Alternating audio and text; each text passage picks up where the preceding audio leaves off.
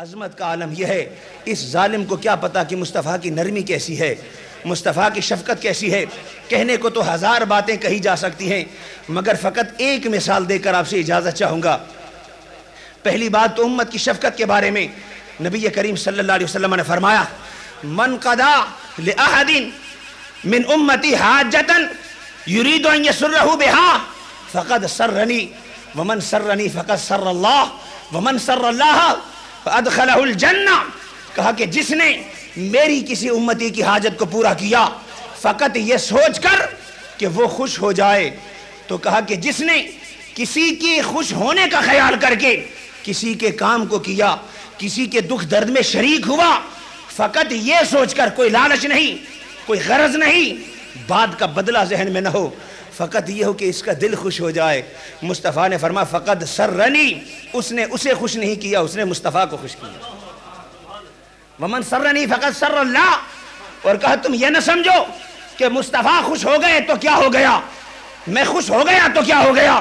کہا تمہیں میرا منصب معلوم ہے، یاد رکھو جب میں خوش ہو جاتا ہوں تو میرا خدا خوش ہو جاتا ہے، اور پھر جب میرا خدا خود ہو جائے تو ساری خدا کی خدائی بدل جائے، تمہیں جنت جانے سے کوئی نہیں روک سکتی۔ یہ ہے حضور کی شفقت کا حال امت پر۔ اور ایک اور شفقت کا منظر، جب نبی کریم صلی اللہ علیہ وسلم مرض وصال میں ہیں، آخری لمحات ہیں، مسجد نبوی میں صحابہ کی جماعت بیٹھی ہے، میں کبھی کبھی یہ سوچتا ہوں کہ وہ ظالم جو مصطفیٰ کے لیے ایسے نازیبہ الفاظ استعمال کرتے ہیں، ان کی نظریں تاریخ کے ان واقعات سے کیوں نہیں گزرتی، اور اگر گزرتی ہیں تو کتنا بڑا جگرہ ہے ان ظالموں کا کہ ایسے واقعات پڑھنے، سننے اور جاننے کے باوجود بھی مصطفیٰ کی شان میں گستاخی کرتے ہیں۔ نبی کریم صلی اللہ علیہ وسلم اٹھے، پردہ اٹھا کر مسجد نبوی میں آئے، اور آگے آپ کر آپ نے فرمایا، یہ ہے رحمت کا پیکر، کہ یا ایھا الناس، اے لوگو، من کنت جلدتہ فہذا ظہری فلیستقد منی، میں نے اگر کسی کو کوڑا لگایا ہو، فہذا ظہری، آج یہ میری پشت حاضر ہے، فلیستقد منہ، مجھ سے تم اپنا انتقام لے لو۔ ومن کنت شتمتہ فہذا عرضی فلیستقد منی، اگر میں نے تم میں سے کسی کو برا بھلا کہا ہو تو آج میں محمد صلی اللہ علیہ وسلم تمہارے سامنے کھڑا ہوں، مجھے بھی ویسے ہی برا بھلا کہہ لو، مجھ سے اپنا بدلہ لے لو۔ ومن کنت اخذتہ مالا فہذا مالی فلیاخذ من، اگر میں نے کسی کا مال لیا ہو، کوئی سمجھتا ہو کسی کا مجھ پہ مال کا حق ہے، کسی کا یہ خیال ہو کہ میں نے کسی کا مال لیا ہے، فہذا مالی فلیاخذ منہ، یہ میرا مال ہے، جس کا دل چاہے اپنا حق مجھ سے وصول کر لے۔ اگر میں نے کسی کو کوڑا مارا ہو تو ساری کائنات کے خالق کے محبوب، وجہ تخلیق کائنات، جن کی عظمت کا عالم یہ ہے کہ اوروں کے حسن ان کے ماں باپ بیان کرتے ہیں، اوروں کے چہروں کی رعنائیاں کسی کی ماں بیان کرتی ہے، کسی کی خالہ بیان کرتی ہے، کسی کی پھوپھی بیان کرتی ہے، مگر جب باری جمال مصطفیٰ کی آتی ہے تو چہرے کا جمال خدا والدہا کہہ کر بیان کرتا ہے، زلفوں کا جمال واللیل اذا سجا کہہ کر بیان کرتا ہے، آنکھوں کا حال مَا الْبَصَرُ وَمَا طَغَىٰ کہہ کر بیان کرتا ہے، زبان کی طہارت کا حال وَمَا يَنطِقُ عَنِ الْهَوَىٰ کہہ کر بیان کرتا ہے، سینے مبارک الم نشرح کہہ کر بیان کرتا ہے، پشت مبارک و وَدَانَ عَنْکَ وِزْرَکَ کہہ کر بیان کرتا ہے۔ یہ تعریفیں جس کی خدا کرتا ہے،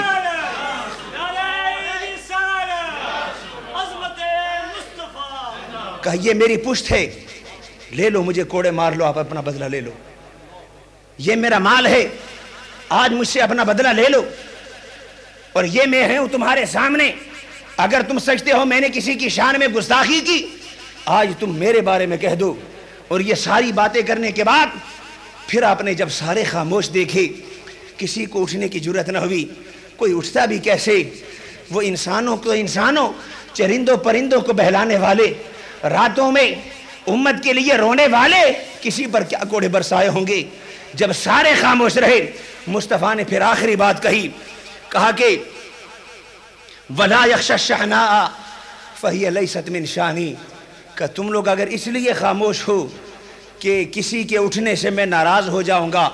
فہی لیست شانی، کہ میں تمہیں ضمانت دیتا ہوں یہ میری شان کے خلاف ہے کہ ان باتوں پہ میں ناراض ہو جاؤں۔ اگر کوئی حق سمجھتا ہے آج اٹھ جائے، بدلہ بھی لے لے، اور بدلہ لینے کے بعد ضمانت میں دیتا ہوں کہ بدلہ لینے کے بعد اس سے ناراض بھی نہیں ہوں گا۔ اتنا کھلی کتاب کی طرح امت کے سامنے اپنے آپ کو پیش کرنے والا، اور آخری مرض وصال میں اپنی زندگی کے 63 سال دعوت میں لگانے والا، تبلیغ میں لگانے والے، مکہ کی وادیوں میں سفر کرنے والے، غار حرا میں دعوت حق کی خاطر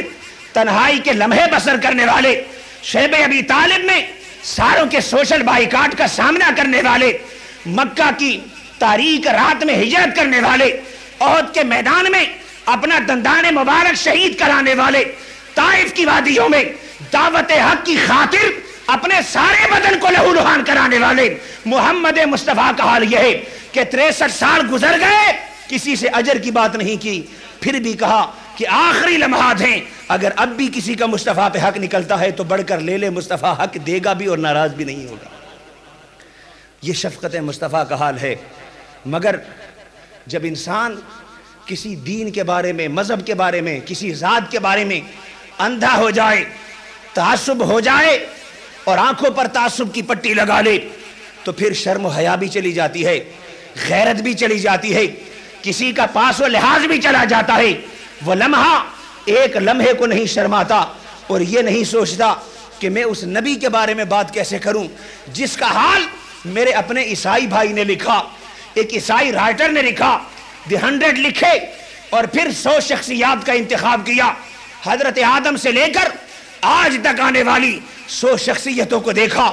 بڑی مشکل سے 100 شخصیتیں چنی، تاریخ کے 100 عظیم نام دیکھے، ان کے کارنامے دیکھے، 100 شخصیتوں کا چناؤ کرنے کے بعد جب اس نے یہ سوچا کہ ساری کائنات میں آدم سے لے کر آج تک ان ساروں کا امام کون ہے، ان ساروں کا مقتدا کون ہے، ان ساروں کا پیشوا کون ہے جس سے بڑھ کر کردار میں بھی کوئی نہیں، جس سے بڑھ کر اخلاق میں کوئی نہیں، جس سے بڑھ کر فضیلت میں کوئی نہیں، جس سے بڑھ کر شان میں کوئی نہیں، تمہارا اپنا بھائی ہے، مگر جب درجے دینے کی بات آئی تو مصطفیٰ کو سر فہرست رکھ کر اعلان کر دیا کہ مصطفیٰ جیسا پہلے نہ پہلے کبھی ہوا تھا نہ قیامت تک ہو سکے گا۔ اللہ تبارک و تعالی ہم اور آپ کو دینی غیرت عطا فرمائے۔ یہ لمحات نازک لمحات ہیں، دین پر، ذات مصطفیٰ صلی اللہ علیہ وسلم پر پہلے بھی ظالموں نے حملے کیے، مگر یہ بات یاد رکھیں کہ مصطفیٰ پر حملہ کرنے والے، مصطفیٰ کی شان میں بات کرنے والے، تاریخ نے ثابت کر دیا کہ جس کسی نے مصطفیٰ کی شان کے بارے میں بات کی، خدا نے آخرت پہ معاملہ نہیں رکھا، دنیا میں ہی اسے رسوا کر دیا۔ جو بھی خادم رسول بنا، جس نے بھی ذات مصطفیٰ کے بارے میں بات کی، خدا نے اسے دنیا میں بھی رسوا کیا اور آخرت میں بھی وہ ذلیل و رسوا ہو۔ سو شان مصطفیٰ کی ذات کے بارے میں زبان درازی کوئی یہ نہ سمجھے کہ اس سے لوگوں کا اعتقاد مصطفیٰ سے کم ہو سکتا ہے، حضور کے بارے میں ان کے ذہنوں میں کوئی بال آ سکتا ہے۔ بخدا مصطفیٰ کی شان، مصطفیٰ کی ذات، مصطفیٰ کا کردار تو اتنا چمکتا کردار ہے، ارے تم تو 1400 سال بعد آئے، تم نے تو ابھی مکے کی وادیاں بھی نہیں دیکھی، تم نے تو ابھی مدینے کی گلیاں نہیں دیکھی، ارے مصطفیٰ 40 سال تک مشرکین مکہ کے درمیان رہا، ابو لہب کے ساتھ رہا،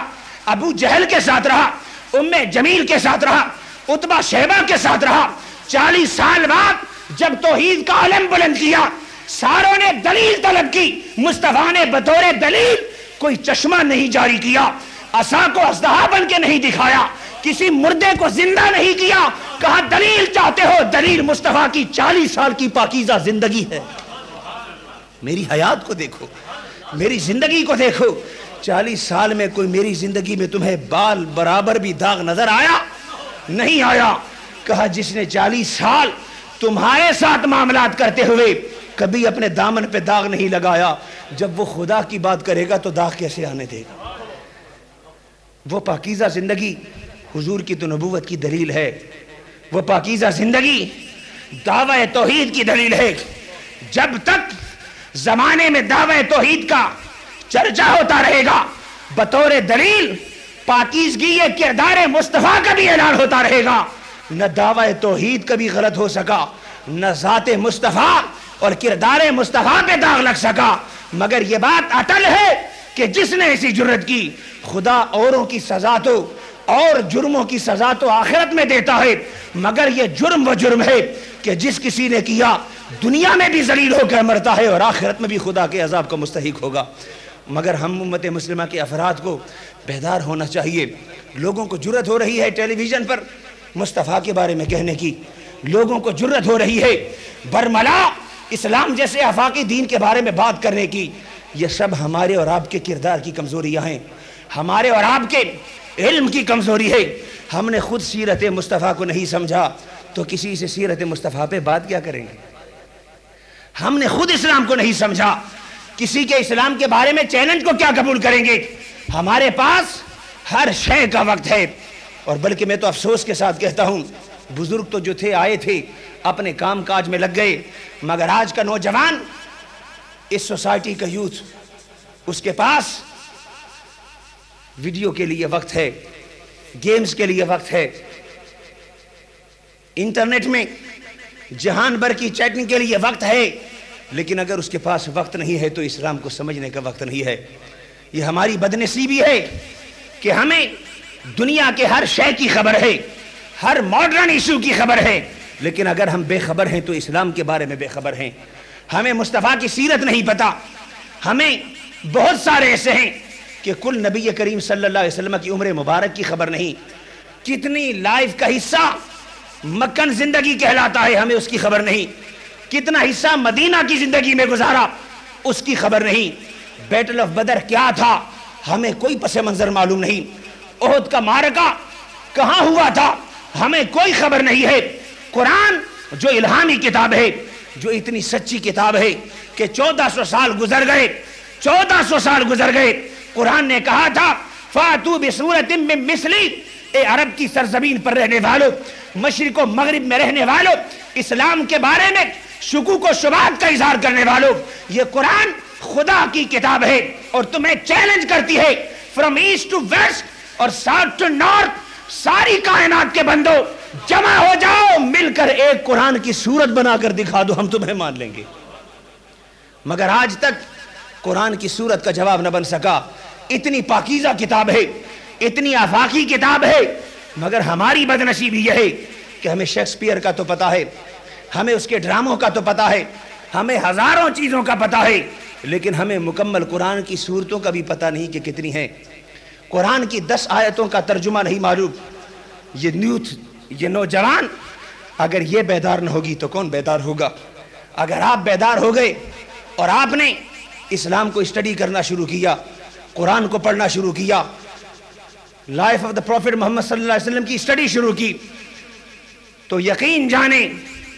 کہ کالج میں کسی کو اسلام کے بارے میں کہنے کی جرت نہیں ہوگی، اس لیے کہ یہ جدید دور ہے، آرگو کا دور ہے، دلیل کا دور ہے۔ جب کوئی بات کرتا ہے تو جواب دینا پڑتا ہے۔ ہم لڑ تو سکتے ہیں مگر کسی کو جواب نہیں دے سکتے، اور اس لیے نہیں جواب نہیں دے سکتے کہ ہمارے پاس جواب ہے نہیں، جواب ہر سوال کا ہمارے پاس ہے، مگر ہماری بدنصیبی یہ ہے کہ ہمیں اپنے آپ کو اپ ٹو ڈیٹ کرنے کا وقت ہی نہیں ملتا۔ اپنے نوجوانوں کو، اپنی بیٹیوں کو، اپنے بیٹوں کو بیدار کرنے کا وقت ہے۔ انہیں اس تصور سے نکالیں کہ موسک میں جا کر 2 رکعتیں پڑھنی ہیں، just you are going from mosque to read 2 rakat prayer or 4 rakat fard, then we have to come back there. No, ان کے ذہنوں سے یہ تصور نکالیں، ان کو کہیں کہ مسجد 4 رکعت کی فرائض کی ادائیگی کے لیے نہیں، بلکہ مسجد ایک انسٹیٹیوٹ کا نام ہے، وہاں پر تمہیں خدا کی معرفت بتائی جائے گی، مصطفیٰ کی سیرت بتائی جائے گی، وہاں پر تمہیں قرآن کے بارے میں بتایا جائے گا، تمہیں جدید ماڈرن انداز سے اپ ٹو ڈیٹ کیا جائے گا، تاکہ کالج میں، یونیورسٹی میں اگر کوئی تیرے دین کے بارے میں بات کرے تو تو اس کو لگام دے سکے، کوئی مصطفیٰ کے بارے میں بات کرے تو اس کو لگام دے سکے۔ جب ان کو سمجھا دو گے کہ یہ مسجدیں فقط 4 رکعت ادا کرنے کے مرکز نہیں، بلکہ نمازوں کے ساتھ ساتھ تمہیں دین سکھانے کا مرکز بھی ہیں، تمہیں اخلاق سکھانے کا مرکز بھی ہیں، تو یہ رغبت کے ساتھ آئیں گے۔ اور جب مسجدوں کی طرف آئیں تو پھر مساجد کی بھی ذمہ داری ہے کہ یہ چیزیں سکھانے والے لوگ ہونے چاہیے۔ اگر آگے سنانے والا بھی ان چیزوں سے رغبت نہ رکھتا ہو، وہ بھی ایز اے ڈیوٹی اور ایز اے جاب اس کو ادا کرتا ہو جیسے پروفیشنل ہوتی ہے۔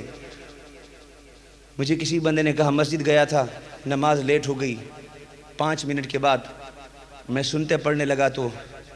کوئی وہاں کا جو نگران تھا مجھے کہتا ہے کہ please time is over now, ہم اب مسجد بند کرنے والے ہیں۔ میں نے کہا میں سنتے پڑھنا چاہتا ہوں۔ کہتا ہے please read in your home, اب گھر جا کے پڑھو، ہمارا اسپیسیفک ٹائم ہوتا ہے، اس میں نماز پڑھ سکتے ہو۔ انہوں نے کہا آفٹر دس، کہا نو، اس کے بعد مسجد میں تمہارا کوئی کام نہیں۔ مسجد فجر کی نماز کے لیے کھلتی ہے، ظہر کی نماز، عصر کی نماز، مغرب اور عشاء کے بھی 15 20 30 منٹس ہیں، اس میں نماز پڑھ لی تو پڑھ لی۔ اگر اس میں تم نے کوئی لمبی نمازیں شروع کی تو لمبی نمازوں کا شوق تمہیں گھر پورا کرنے کو ملے گا۔ یہ مسجدیں لمبی نمازیں پڑھنے کے لیے بھی نہیں، 2 وقت سیکھنے کے لیے بھی نہیں۔ اگر یہ انسٹیٹیوٹ اس طرح ویران ہو جائیں تو نہ نوجوانوں کا رجحان بنے گا اور نہ یہاں سے اسلام کی وہ تعلیماتوں کا علم اور اسلاموں کی تعلیمات کا چراغ ان کے سینوں میں روشن ہوگا۔ اللہ تعالیٰ دونوں طرف ہمیں سوچنے کی توفیق دے۔ سب سے پہلے اپنی اولاد کو یہ سمجھانے کی فکر دے کہ یہ انسٹیٹیوٹ ہیں، یہ تمہارے سکل ڈیولپ کرنے والے مراکز ہیں، یہاں آؤ، تمہیں دین کے بارے میں ہر بات ملے گی، دین کا راستہ تمہیں بتایا جائے گا، اسلام کا، اخلاق کا، سیرت مصطفیٰ کا راستہ تمہیں بتایا جائے گا۔ اور دوسری طرف ان اداروں کی ذمہ داری ہے کہ جب کوئی منگتا بن کر آئے، سوالی بن کر آئے، سائل بن کر آئے، سیکھنے کا ارادہ لے کر آئے تو یہاں سکھانے والے بھی موجود ہوں۔ اللہ تبارک و تعالی دونوں طرف سے ہمیں اپنے آپ کو اپ ٹو ڈیٹ کرنے کی توفیق عطا فرمائے، اور جو بد کلامی کی لہر چلی ہے اس کے مقابل ہمیں علمی طور پر مسلح ہونے کی توفیق عطا فرمائے۔ میں سمجھتا ہوں اس سوسائٹی میں سب سے بڑا اسلحہ، کبھی کبھی آپ کالجز میں جاؤ گے، ویپنز کی بات کریں گے، مارٹر کی بات کریں گے، سٹرنگر میزائل کی بات کریں گے۔ میں سمجھتا ہوں اس سوسائٹی میں سب سے مضبوط اسلحہ آپ کا اپنا علم ہے۔ اگر آپ علم میں مضبوط ہیں تو ہر شے میں مضبوط ہیں۔ اگر آپ کے پاس علم کی مضبوطی نہیں تو کوئی شے بھی آپ کو اس آنے والی بدعقیدگی کے طوفان سے نہیں بچا سکتی۔ مصطفیٰ نے بھی اپنی سوسائٹی کو علم کا پیغام دیا تھا، فرمایا انما بعثت معلما۔ تم کہتے ہو آج لڑائی جھگڑے کا دور ہے، وہ زیادہ لڑائی جھگڑے کا دور تھا۔ وہاں تو بات بات پہ لڑتے تھے، بات بات پہ بھائی بھائی کا گریبان پکڑتا تھا، مگر اس دور میں بھی مصطفیٰ نے اسلحے کی نہیں، سب سے پہلے کیا فرمایا انما بعثت معلما، کا لوگوں میں معلم بنا کر بھیجا گیا،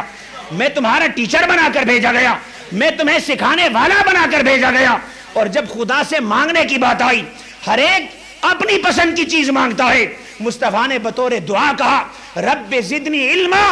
او مائی لارڈ انکریز مائی نالج، اے میرے رب میرے علم میں اضافہ فرما۔ گویا مصطفیٰ جب خدا سے طلب کرتے ہیں تو علم کو طلب کرتے ہیں، اور جب سوسائٹی کو اپنے انٹروڈکشن کراتے ہیں تو انما بعثت معلما، اپنے آپ کو معلم بنا کر پیش کرتے ہیں۔ وہ طریقہ مصطفیٰ جو 1400 سال پہلے اڈاپٹ کیا گیا تھا، آج بھی اگر اسلام کو بچانا ہے، اگر میسیج آف اسلام کو ہر جگہ پہنچانا ہے تو وہی سنت مصطفیٰ ہمارے لیے مشعل راہ ہوگی کہ خود معلم بنے اور اپنے آپ کو علم سے آراستہ و پیراستہ کریں۔ دنیا کا علم بھی ہو،